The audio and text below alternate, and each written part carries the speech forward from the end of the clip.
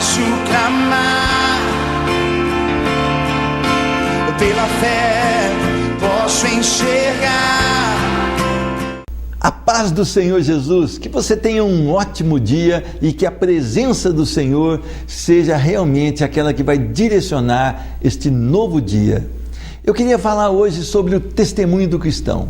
Muitas pessoas têm se declarado que vivem em Cristo Jesus, mas o seu agir, o seu falar e o seu pensar nem sempre tem refletido aquilo que Jesus quer.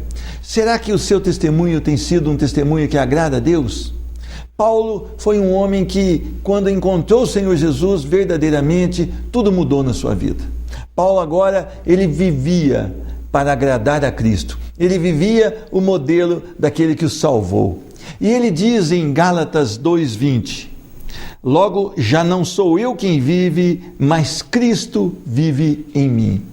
O que Paulo está querendo dizer é que agora as suas ações, os seus pensamentos, as suas palavras são totalmente direcionadas pelo poder de Deus.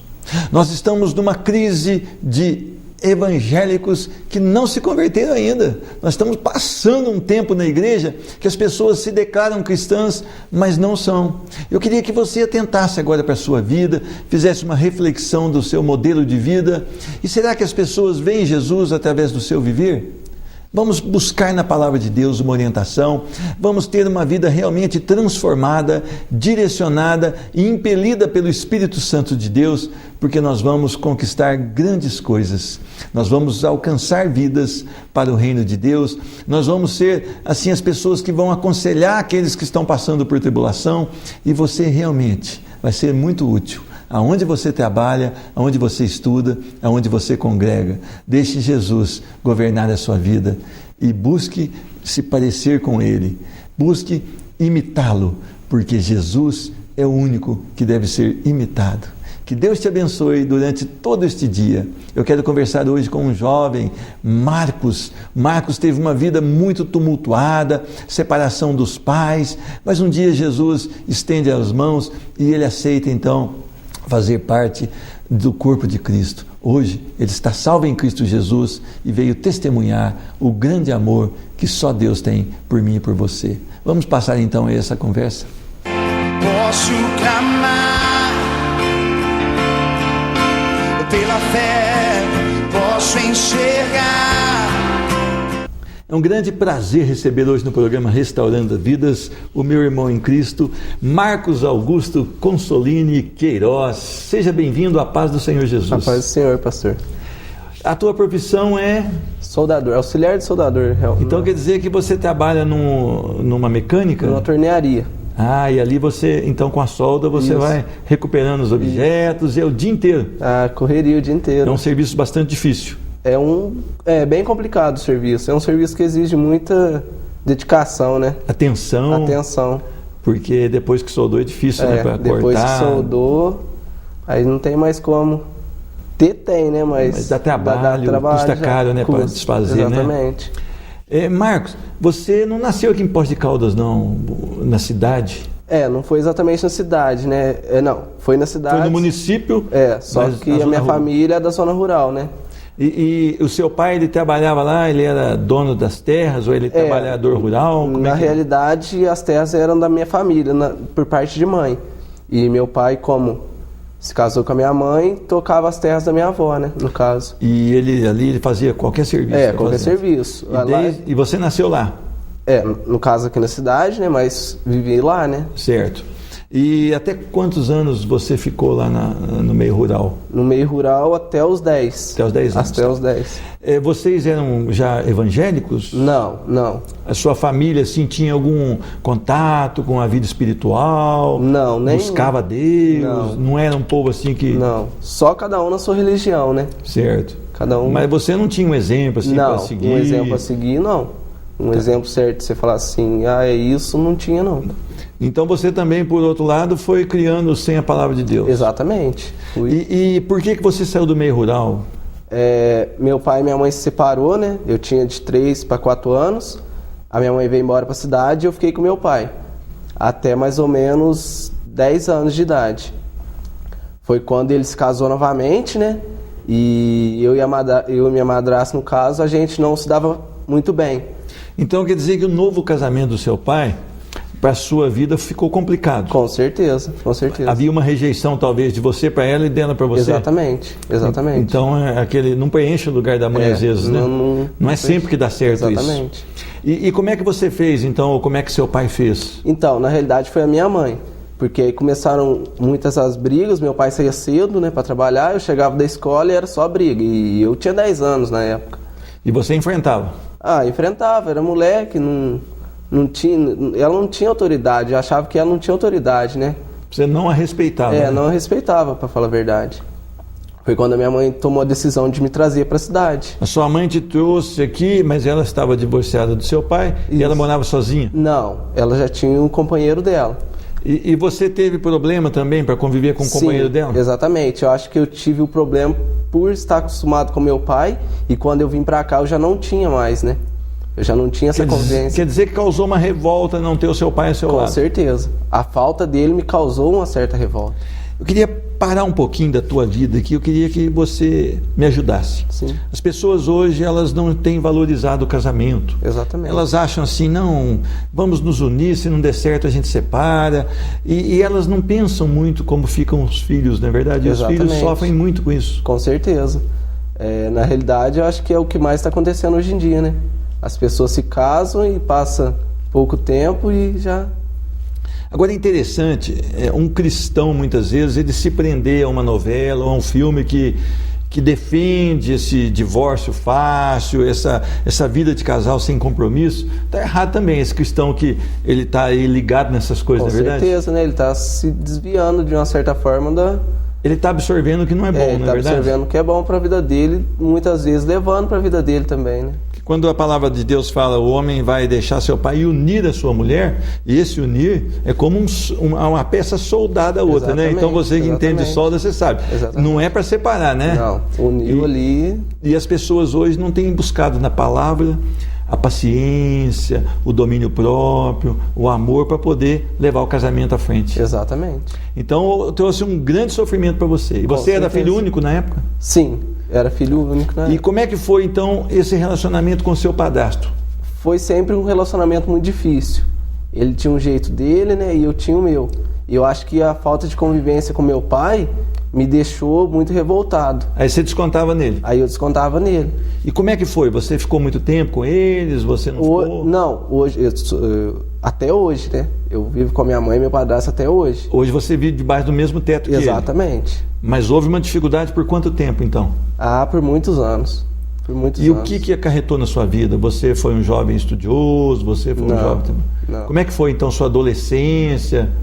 Eu acho que pelos meus pais serem separados, a minha adolescência foi sempre uma adolescência muito turbulosa, porque eu não levava nada a sério, até eu não tinha responsabilidade nenhuma, entendeu? Mas você chegou a se desviar do caminho, vamos dizer assim, o caminho de valores, né? Porque Jesus então, você ainda não conhecia. A minha mãe, graças a Deus, ela sempre me tentou criar da melhor forma possível, e até onde ela pôde, ela investiu em você, com certeza, falando isso é certo, isso é errado, aqui faz mal para você. Exatamente. Mas você mesmo assim não ouviu? Não. Chegou uma certa época que eu não dei mais ouvido a ela, né? Quando que foi isso? Quantos anos você tinha? A partir dos meus 15, 16 anos. Foi quando eu comecei a cair no mundo mesmo. E você já trabalhava nessa época? Já trabalhava. Eu trabalho desde os meus 14 anos, 14 para 15 anos. E aí você pegava um dinheirinho, não ajudava em casa? Aí já tinha o meu dinheiro, achava que tinha minha liberdade, né? Aí foi ali que eu já comecei a sair, ia pra noitada, bebia. Isso. Aí você foi apresentado a bebida primeiro? Isso, exatamente. E aquilo já fez, a cabeça ficou legal? Aquilo lá pra mim já era 16, 17 anos. Saía quinta, sexta, sábado, domingo e achava que era... O rei, né? O rei, estava se achando. E você foi muito longe nessa caminhada aí da bebida? Chegou drogas, essas então, coisas? Cheguei a conhecer drogas assim, mas graças a Deus nunca me aprofundei. Mas as bebidas sempre fizeram parte. Eu acho que até pela criação da minha família, por ser... Hoje em dia, para falar a verdade, a maioria das pessoas bebem, né? Bebe. Eu não sei a porcentagem, mas grande parte. buscam a felicidade da buscam a bebida. felicidade naquilo. E acham que não é prejudicial. E acham que não é prejudicial para a vida deles, mas muitas das vezes é, né? Verdade. É a bebida social, isso é um perigo. Eu queria falar, e quando que você foi apresentado ao Evangelho? Bem, foi quando eu conheci minha noiva, hoje minha noiva, né? Na época minha namorada, a família dela era de um berço evangélico, e a gente se conheceu, mas eu conheci a palavra entre aspas, porque eu ia na igreja, para falar a verdade, por causa dela, né? Por causa que o pai dela, quando eu cheguei lá, quando que eu fui, né, pedir para namorar, a primeira coisa que ele falou, você vai ter que ir para a igreja. E eu falava, o que eu vou fazer na igreja, né? O que eu vou... Mas eu vou porque eu gosto dela e eu vou. Estou interessado nela, Estou interessado, eu vou. E vocês ficaram um tempo grande assim dentro da igreja? Você... A gente, para falar a verdade, não ficou muito tempo. Porque os pais dela se distanciaram e a gente aproveitou o barco e distanciamos um pouco também. Quando os pais ali saem, é facinho porque você tem aqui, você acha que você tem autoridade. Se meu pai não vai, se meu sogro não vai, eu também vou atrás. Aí eu já estava ali mesmo e aí ali a gente... Aí você foi onde você queria. Aí voltou pro mundo. Aí eu voltei pro mundo. Aí eu não tinha responsabilidade nenhuma com ela. Eu deixava ela muitas vezes em casa e saía, ia pra noitada. Você, quando você estava nessa vida, separado agora da igreja, pelo menos você ainda não tinha Jesus, mas você nem ia mais à igreja, você chegou a algum momento a falar, poxa vida, mas aquela palavra que era boa, aquele estilo de vida que era bom ou não? Não, porque não tinha conhecimento ainda, porque na realidade eu ia só por ir. Eu não ia com interesse, sabe, de conhecer o Evangelho, de conhecer a Deus realmente. Ia por ela. Você estava interessado nela e era um preço que você tinha que pagar. Exatamente. E quanto tempo vocês ficaram assim distanciados do Evangelho? A gente ficou mais ou menos um ano e pouco, um ano e meio. E por que vocês resolveram retornar? Então, não foi exatamente, a gente não retornou, foi quando a gente se separou. Depois de quase 1 ano e 8 meses de Separou o namoro? Largamos o namoro. E dali pra frente a minha vida só afundou. Você começou a ficar numa depressiva? Isso, a gente já largou, eu já larguei mão de trabalhar, não comia, fiquei doente, né? Já comecei a usar drogas, mundo da bebida, né? E aquilo ali foi acarretando, aquilo ali era de segunda a segunda, noitada, e chegava em casa só de madrugada. E sua mãe e seu padrasto, como é que... A minha mãe tentava me ajudar da forma que ela podia. Meu padrasto sempre ficou na dele. A minha mãe sempre tentou me ajudar da forma que ela... Mas eu nunca, assim, nesse período eu não escutava ela. E quanto tempo você ficou assim, nessa luta, nessa dependência? Foram 2 meses muito complicados, sabe? Foram 2 meses que eu praticamente vivi na rua, porque eu ia em casa só para dormir. E aí você reatou o namoro? Então, aí... Passou 3 meses, a gente resolveu voltar. A gente voltou, né? Mas mesmo assim, a gente não voltou, a gente só voltou ao namoro, a gente não voltou para dentro da igreja. E quando que vocês voltaram para dentro da igreja? Então, a gente passou alguns meses, havia uma pastora lá perto na sua casa e ela mandou uma carta para ela dizendo que a felicidade a gente só encontraria dentro da igreja. Nos caminhos do Senhor. Nos caminhos do Senhor, exatamente. E o que isso fez? Impactou o coração dela? Então, não só o dela, mas o meu, porque eu já tinha uma cabeça diferente. Porque eu já tinha sofrido muito atrás. E eu sabia que a única oportunidade... Você tinha uma experiência amarga, então. Exatamente. E você começou a ponderar aquilo. Exatamente. E eu sabia que o único jeito de buscar não só a minha felicidade, mas a dela, seria nos caminhos do Senhor. Aí vocês resolveram então voltar? Aí a gente resolveu voltar. E logo no primeiro culto ela disse pra gente que a gente só seria feliz, que a gente só seria um casal vitorioso se a gente estivesse na presença de Deus.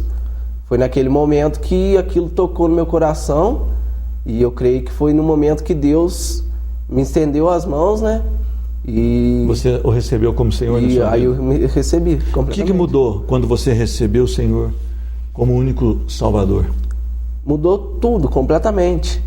Uma pessoa que não tinha responsabilidade nenhuma, era totalmente do mundo, nunca tinha conhecido a Deus, e do nada, né?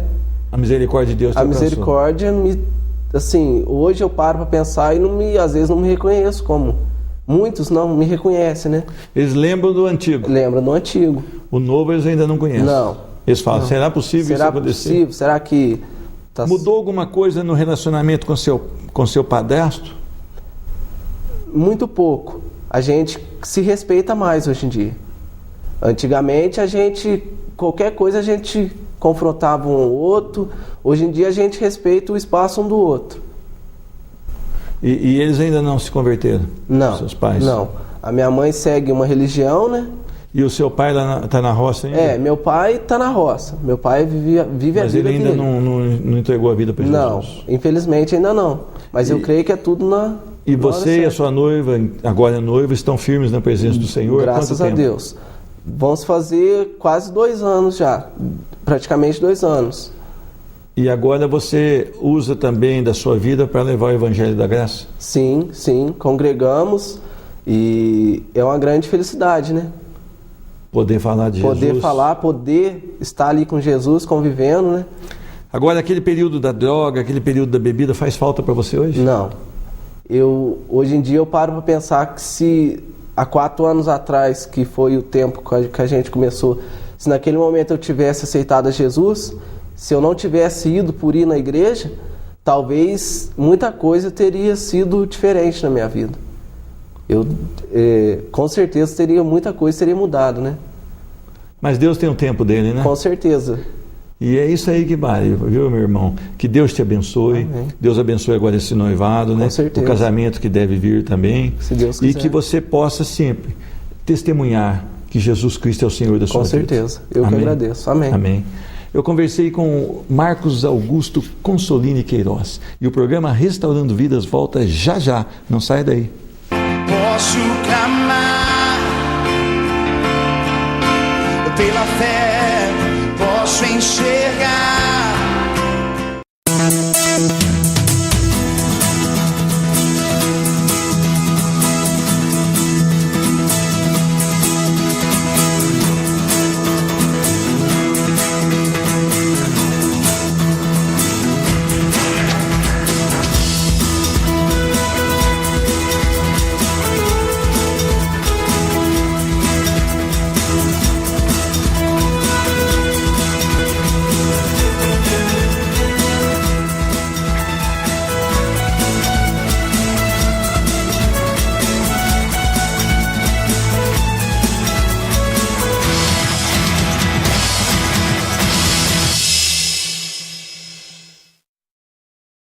Posso clamar pela fé, posso enxergar. Eu quero falar um pouco hoje sobre a verdadeira conversão. Nós temos vivido um tempo onde as pessoas se declaram que estão apaixonadas por Jesus, que encontraram a salvação em Cristo Jesus, mas as pessoas começam a mostrar que os seus corações estão ainda presos àquela natureza do pecado. E eu queria buscar um texto na palavra que pode mostrar, que pode abrir os nossos olhos para a falsa conversão.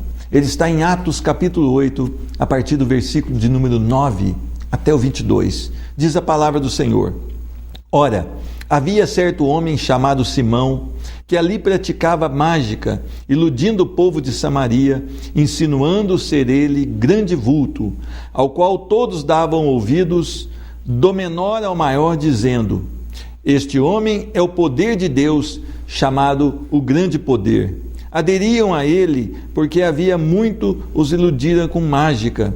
Quando, porém, deram crédito a Felipe, que os evangelizava a respeito do reino de Deus e do nome de Jesus Cristo, iam sendo batizados, assim homens como mulheres.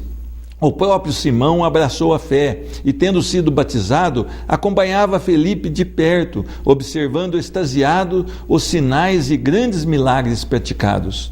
Ouvindo os apóstolos que estavam em Jerusalém, que Samaria recebera a palavra de Deus, enviaram-lhe Pedro e João, os quais, descendo para lá, oraram por eles para que recebessem o Espírito Santo. Porquanto não havia ainda descido sobre nenhum deles, mas somente haviam sido batizados em o nome do Senhor Jesus. Então lhes impuseram as mãos e recebiam estes o Espírito Santo. Vendo, porém, Simão que, pelo fato de imporem os apóstolos as mãos, era concedido o Espírito Santo, ofereceu-lhes dinheiro, propondo: concedei-me também a mim este poder, para que aquele que sobre quem eu impuser as mãos receba o Espírito Santo. Pedro, porém, lhe respondeu: o teu dinheiro seja contigo para a perdição, pois julgaste adquirir por meio dele o dom de Deus. Não tens parte nem sorte neste ministério, porque o teu coração não é reto diante de Deus. Arrepende-te, pois, da tua maldade e roga ao Senhor, talvez te seja perdoado o intento do coração. Amém. Vamos orar? Senhor Deus, muito obrigado pelo poder da Tua Palavra que habita em nós. Muito obrigado, Senhor Deus, porque a Tua Palavra nos traz direção, nos traz transformação, salvação e uma decisão. Que a nossa decisão seja acertada diante do Senhor e que nós possamos, Senhor Deus, depois de ouvir a Tua Palavra, ser extremamente abençoados. Neste meio tempo, Senhor, usa do Teu poder para curar, para restaurar, para levantar o que está abatido e cansado. Ministra hoje, em nome de Jesus. Amém. Um homem que vivia de mágica, iludindo o povo, e ele conseguia ali grandes adeptos. Muitas pessoas estavam atrás de Simão, o mágico, porque achavam que ali habitava o poder, que ele era ali um representante de Deus, e este homem, realmente, ele tinha ali uma ótima clientela, não é verdade? Mas um dia Filipe começa a pregar então naquele local e as pessoas entendem, a mensagem da cruz, o reino de Deus, e as pessoas se convertem e são batizadas e começam agora a andar e a seguir Filipe. Este mágico olhou aquilo e ficou impactado, e diz a palavra que o próprio Simão abraça a fé, desce as águas, e ele também agora começa a participar daqueles que seguem a Filipe. Interessante que Pedro e João então são mandados para aquele local também, para que ali fosse manifestado o poder do Espírito Santo, porque aquele tempo era um tempo que fazia uma grande diferença na igreja, se cumpria ali o tempo que o Espírito Santo agora habitaria sobre o povo de Deus, viveria com o povo de Deus, trazendo a consolação, trazendo ali a direção para a vida. E agora Pedro então começa a impor as mãos e o povo ficava cheio do Espírito Santo. Simão olha para aquilo e fala: eu quero esse poder também, quanto custa para eu ter esse poder? Pedro então repreende e fala: Simão, você não entendeu nada, você não entendeu nada do que significa o reino de Deus, de onde vem esse poder e para que serve esse poder. Vai, se arrepende e ore a Deus, quem sabe Ele vai te perdoar. Muitas pessoas hoje, eles abraçam a fé como Simão. Eles estão indo a uma igreja, eles vão a todas as programações da igreja, mas essas pessoas podem ainda não ter tido um encontro real com Cristo Jesus. As pessoas muitas vezes vão à igreja para buscar um poder, para buscar uma bênção, para buscar algo que vá ali trazer refrigério sobre a sua vida, sobre o problema que ela está atravessando, talvez sobre os seus filhos, mas elas se esquecem de olhar para Cristo Jesus. E é interessante que este homem, quando as pessoas olhavam para ele, realmente talvez enxergasse Simão como um novo convertido. É onde as pessoas erram, porque não tiveram ainda um encontro real com Cristo Jesus. Quando esse homem vê Filipe pregar e vê que as pessoas estavam aceitando a pregação de Filipe, este mágico então diz a palavra que ele abraça a fé. Ele fica entusiasmado com a fé em Cristo Jesus. Ele fica alegre, ele fica cheio da razão. E diz a palavra que, tendo sido batizado, agora ele se torna um discípulo de Filipe. E esse discípulo é entre aspas, porque ele começa a andar com Filipe. Mas, na verdade, o seu coração tem algo problemático.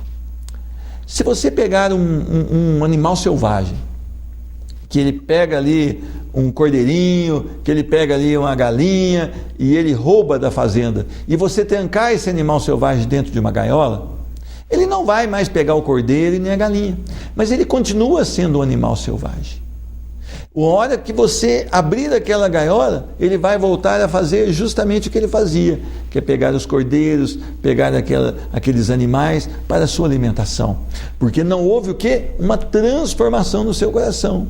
E muitos hoje estão acompanhando o povo de Deus, frequentam alguma igreja, já têm buscado, mas ainda não tiveram um encontro genuíno com o Senhor. E como vai mostrar isso? Como que eu vou detectar isso? Por exemplo, este homem chamado Simão, quando ele vê a oração de Pedro, quando ele vê que Deus, estava derramando sobre Pedro ali a unção, ele não enxerga dessa maneira, mas ele enxerga que o próprio Pedro tinha isso e que ele podia transferir. E ele quer comprar. Ele quer comprar aquilo que não é vendido. Ele quer buscar aquilo que não se encontra aqui na terra. E essa autoridade vem do próprio Senhor. Ele não tinha entendido nada, apesar de frequentar essa igreja, a igreja de Filipe, apesar de caminhar com Filipe, apesar de viver com Filipe, participar das programações que Filipe fazia, que Pedro fazia, que João fazia, ele não tinha parte no ministério. E o seu coração estava como daquele animal selvagem, que ele está desejando uma oportunidade para poder pegar aquela ovelha.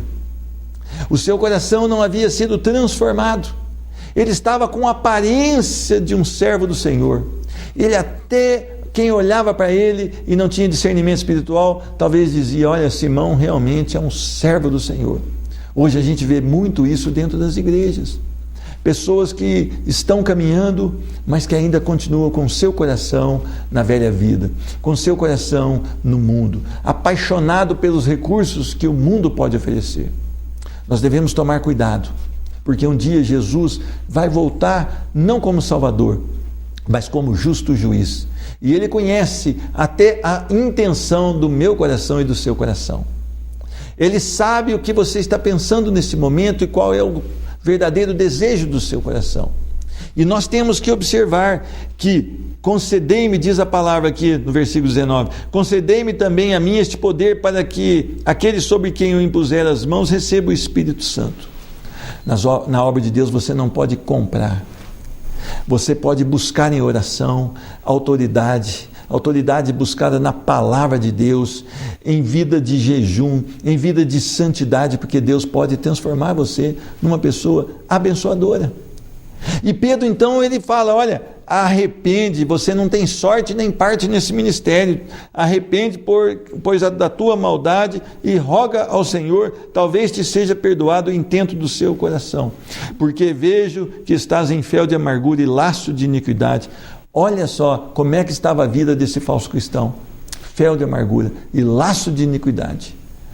Você precisa analisar o seu coração. Você precisa buscar a Deus de todo o seu coração. Não adianta você ser um religioso. Quando Jesus voltar, você pode falar, olha, eu era da igreja batista, eu era da igreja quadrangular, eu era da igreja católica, eu era da igreja Assembleia de Deus. Isso não vai te resolver nada. Se você realmente não teve um encontro genuíno com Cristo Jesus, se a sua natureza antiga já não está morta, já está enterrada ali, você não tem parte no ministério da graça de Deus. Você precisa olhar para dentro de si, analisar o seu coração e falar, eu já morri com Cristo Jesus naquela cruz? A minha vida agora ela está interessada nas coisas do alto? Porque se isso não tiver acontecido, você precisa buscar urgentemente o arrependimento e a salvação. E Deus ainda hoje está salvando. Se esse programa está sendo levado até a sua casa, até seu ambiente de trabalho, é porque ainda há oportunidade de salvação e Jesus não voltou pela segunda vez. Então hoje é um tempo especial para você definir a sua vida com Cristo Jesus. Arrepende-te e creia em Cristo Jesus e você terá a sua vida, o seu coração e a sua história transformado e modificado pelo amor que habita nele. Somente os lavados no sangue de Jesus herdarão a vida eterna. E Simão não estava pronto para se encontrar com Deus. Você já está pronto? Você já está aprovado por Cristo Jesus? Não porque você mereça, nem eu, mas porque você já recebeu e foi beneficiado pela graça salvadora? Que Deus te abençoe. Eu quero orar por você. Senhor Deus, Esclarece hoje com o teu poder a esta vida que assiste o programa Restaurando Vidas. Se ela ainda não teve um encontro, Senhor Deus, ministra hoje de maneira extraordinária que ela possa declarar: Jesus Cristo é o meu Senhor. Tu és o Deus da compaixão, do amor, do milagre, da misericórdia. Faz um milagre hoje de transformação, de restauração e salvação que só o Senhor pode fazer. Eu abençoo essa vida, esta família, em nome de Jesus Cristo. Amém. Que Deus te abençoe e que você possa agora olhar para a palavra de Deus como a única solução para a sua vida, para a sua família e para a sua história. Que Deus te abençoe. Posso clamar pela fé, posso enxergar.